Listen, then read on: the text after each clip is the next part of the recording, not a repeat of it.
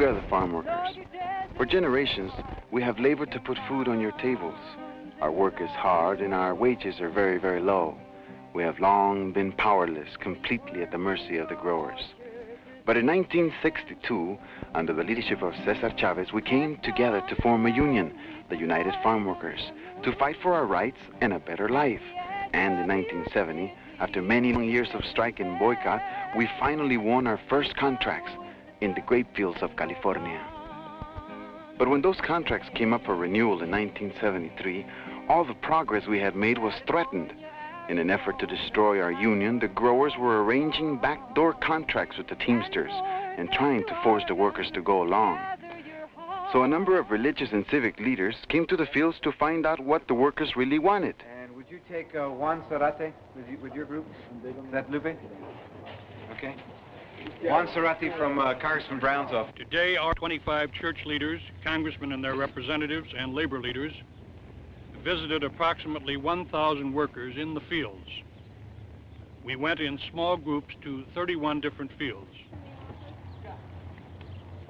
We introduced ourselves, spoke to the workers in Spanish, and asked them to mark a simple survey form to indicate to us their preference for union representation.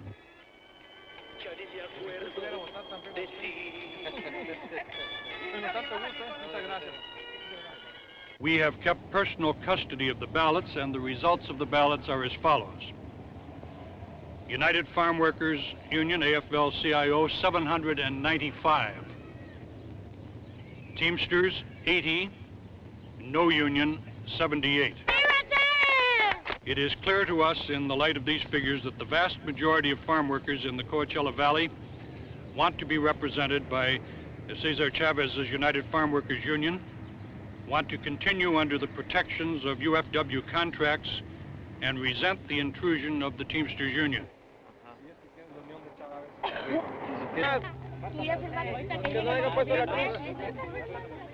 It was quite evident by the reception that we got that the workers were overwhelmingly in favor of Chavez.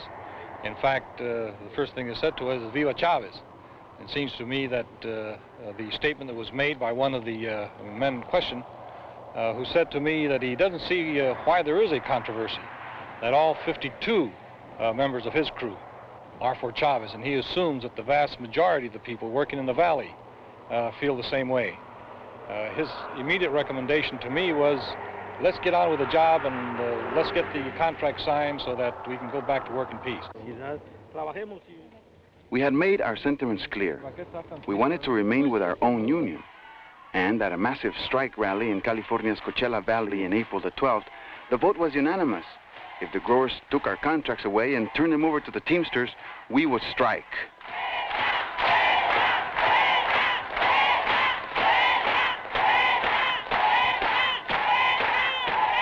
On April the 15th, our contracts expired.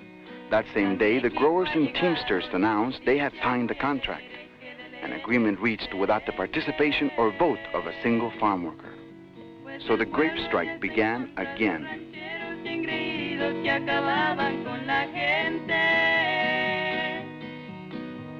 Como somos hermanos, la alegría compartimos con todos los campesinos.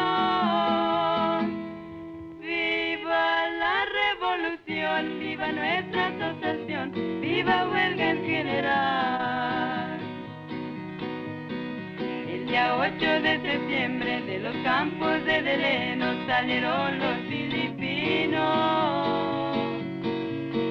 Y después de 2 semanas para the strike was very effective. All across the valley, workers left their jobs and joined the picket lines. Soon, over 1,000 strikers a day picketed the fields.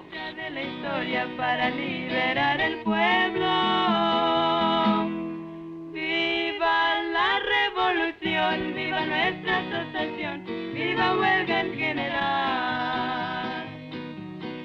Viva la huelga en el fin.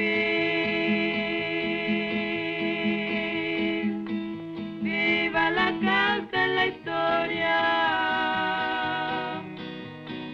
La raza llena de gloria, la victoria va a cumplir. The growers answered by bringing in the Teamster goons, violent men, some with criminal records, who were paid $67 a day to break our strike. Then they tried to scare us off. When that didn't work, they beat us up, men, women, and children. Teamster goons were arrested for everything from assault and battery to kidnapping and attempted murder. Our farm workers' strike leader's home was burned to the ground, and he and his wife and 3-year-old daughter barely escaped with their lives.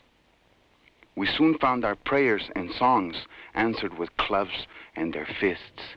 Oración. En el nombre de Padre, de Hijo, del Espíritu Santo. Amén. Por todos los cristianos, mexicano-americanos, roguemos al Señor. Por los que luchan por las exigencias de la justicia, como César Chávez, ayúdanos con tu gracia para que podamos seguir su ejemplo y recibir su protección. Le rogamos al Señor. Amen. God, help us to overcome. May justice be done. Bless our leader, Cesar Chavez, and be with us as we seek to do your will. Amen. Amén. Solidaridad para siempre. Solidaridad para siempre. Solidaridad para siempre. Que viva nuestra unión. ¡Viva el belga! ¡Viva César Chávez! ¡Que viva! ¡Viva United States! ¡Viva United States of America! ¡Viva United States of America! ¡Y abajo! You stink! You smell! You're a lousy bunch of commies, you rotten bunch of commie bums! Bunch of lousy commies, they don't want to carry the American flag.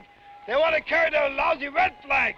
Look at little Caesar. Hey, Caesar! You smell! I can smell you in here, you rotten commie bum! You rotten commie bum! Why, you phony little commie! Hey, who do you report to in Russia? Who do you go to China? Who do you go to bed with? Who do you go to bed with, you slimy thing? You slimy commie! You're nothing but a commie, you rotten bum! You snake! I can smell you! I can smell your hair, you lousy commie! Viva la Teamster! George Meany, president of the AFL-CIO, called the Teamsters' actions the worst example of union busting he had ever seen. Daily, we and our supporters confronted the Teamsters with their strike-breaking sellout. The workers in this valley. Call one meeting, public meeting. Yes, the Teamsters don't dare call a meeting for the workers in this valley. It's only here for one reason. $65 a day. A $65 a day fink. Nothing but a fink, a grower's fink. Why don't we have an election? And if you guys win, that means all these people will become new members. Because you boycotted the same growers. You don't want anybody signing backdoor contracts for you, do you? Don't you want to be represented? You're workers, we're workers. We want to be part of the action. We're the union. The union is supposed to be the brothers, aren't we? We want to work, but we're not going to work under something we don't have anything to do with. We're the workers. You let us decide if we want that contract. Look, would you agree that there's a strike going on now? It's obvious. Okay, then would you agree then in that case you're breaking a strike? We're not breaking anything. Whose side are you on? My side? What do you mean? The employer's side. Yeah, he touches. You're helping the employer. No, he said on his own side.